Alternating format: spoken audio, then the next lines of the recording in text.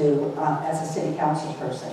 And to have the ability to take those experiences and bring them forward and in a leadership position, I think I can do. And not only can I do it, I can do it well for the city.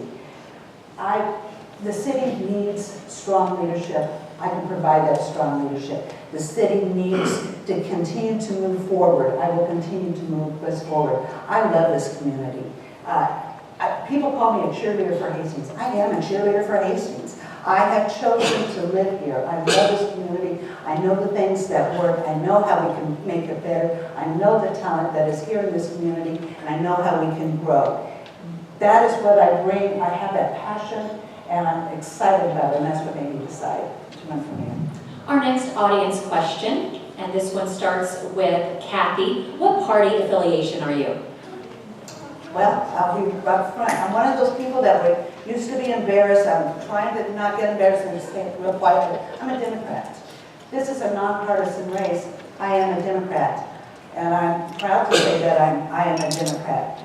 What makes me unusual and why I'm proud to be a Democrat in Nebraska is because the majority of my friends and the majority of Nebraskans are Republicans. It makes no difference.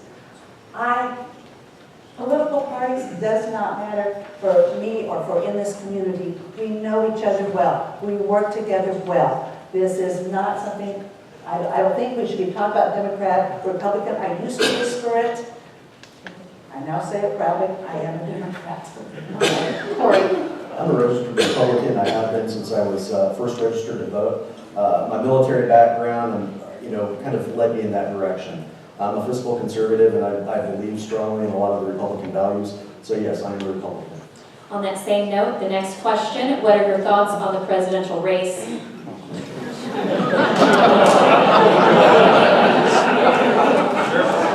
Oh, who's starting? Yeah, Corey. You get this one first. That's how I would say. Unfortunately, I think personally, it's been a very sad year to watch national politics. I think on both sides of the aisle, it really hasn't gone the way that I would have wanted it to. We've taken a lot of, on both sides, people have taken the low road.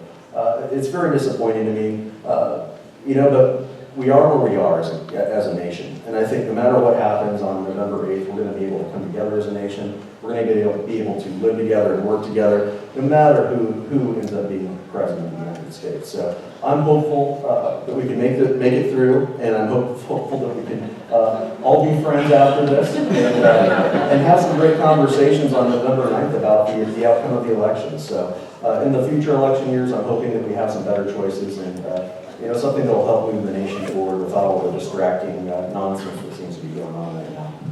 Kathy. Absolutely. Absolutely. And see, and this is why it doesn't matter if you're a Democrat or a Republican maybe this year.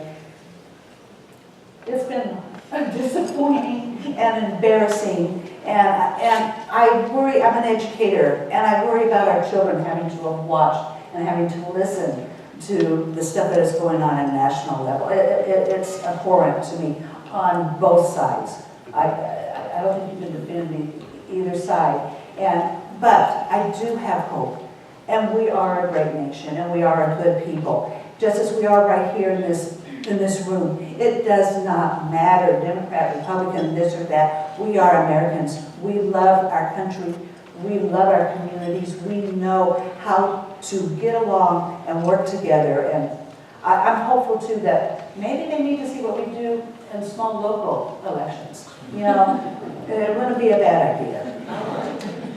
The candidates for Adams Central School Board may now line up. Do we have any present?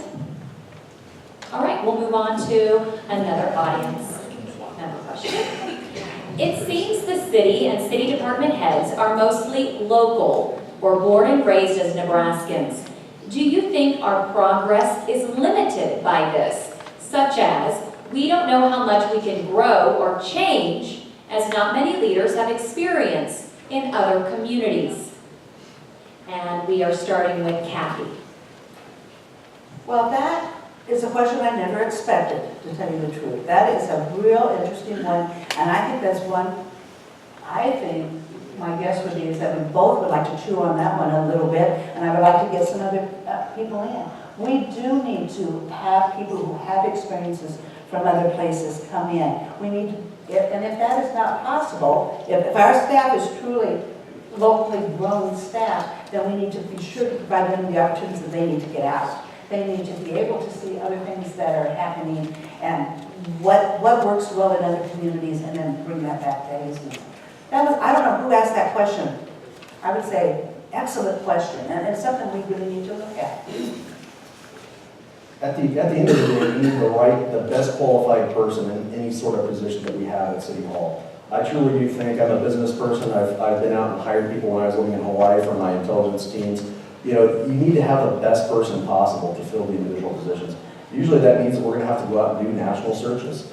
If we go out and do a national search and we get some good applicants in, let's bring them in for interviews. Let's get the right person in the right position, because that's going to create a whole bunch of new effectiveness issues for the city, where we're being much more effective, we're being much more efficient with our time, and having the best person in our positions at City Hall, I think, is going to be a very important piece.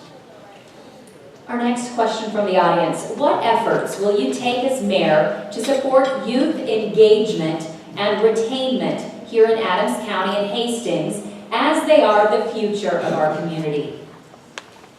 Corey.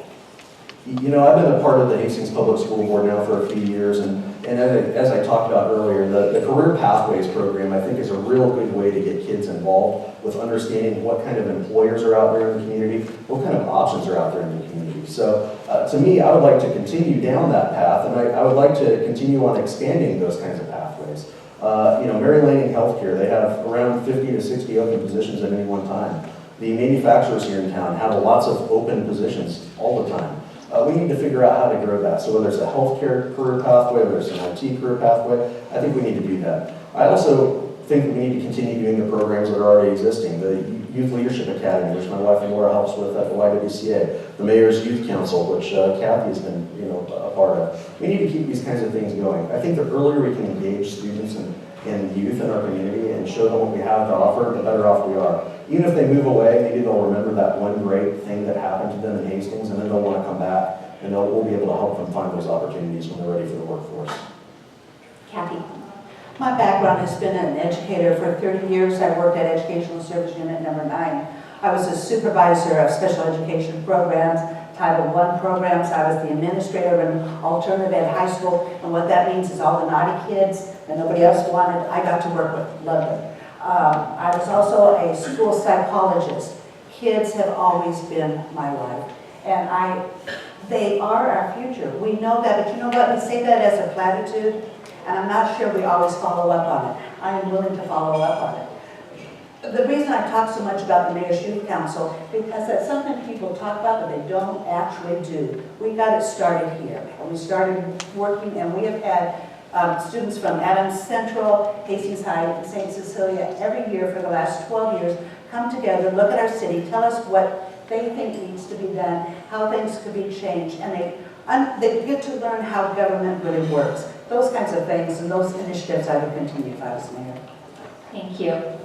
We asked each candidate to prepare a question for the other candidate. You guys will have a minute or so to answer. So, Corey, your question for Kathy, and look, they're in sealed envelopes. I'll try to make this as dramatic as possible. I know what this question is. No, my question for Kathy is, if elected, what would you do within your first 100 days as mayor? My first 100 days as mayor is to meet with the new council members immediately.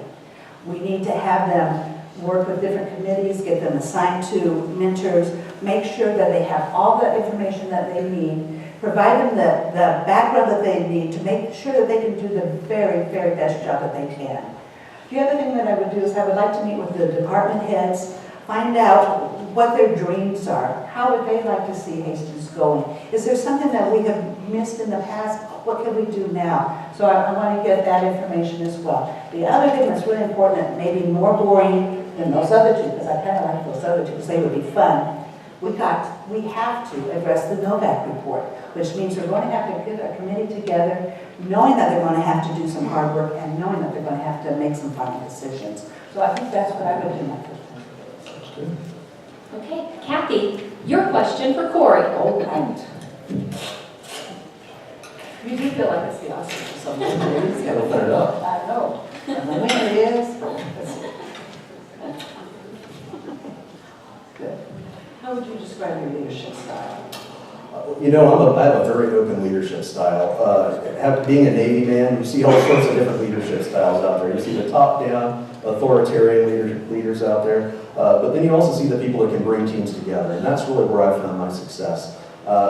When I was working with Y, for example, I led a team that had geospatial analysts, which think you with maps, they're geographers, sociocultural analysts, which are usually demographers, and traditional military intelligence people. These people never get along. You know, you have to figure out how to bridge the divide there.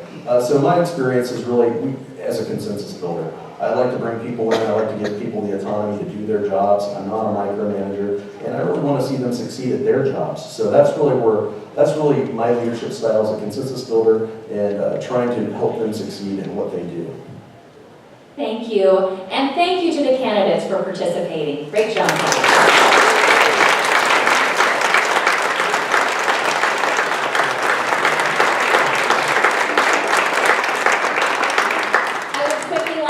Our media panel and also the audience. Thank you so much for attending tonight.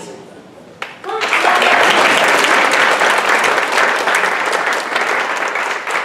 for debate coverage in the Tribune. Also, you're probably going to rebroadcast this debate in its entirety. We also have it on our website, nebraska.tv. I'd like to thank Hastings Young Professionals as well as Lochland Country Club. I give a quick note, Lochland has another big event. It's coming up December 7th. Holiday hoopla, and it's open to the public as well, so get into the Christmas spirit. Dates to remember: October 27th, the League of Women Voters have a candidate forum for school board candidates at 7 o'clock at Watson. October 28th is your deadline for voter registration. November 7th, deadline for early voting, and of course November 8th, Election Day. And tune in to NTV News for all your election coverage. Thank you so much for coming, and please join us for more cocktails. Good night.